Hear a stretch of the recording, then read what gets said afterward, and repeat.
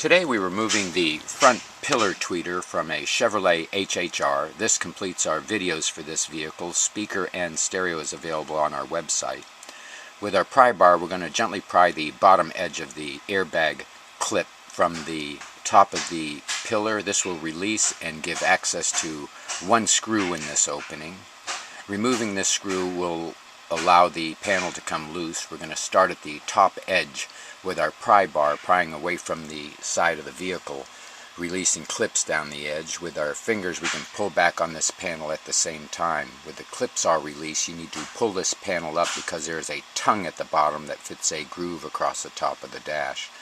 Lay the face of the panel down across the dash, access the connector, release the lock, and remove the entire panel. This will allow you to remove two mounting screws for the tweeter. Hope this video has been helpful. See our website for more help. Please subscribe, and thank you for watching.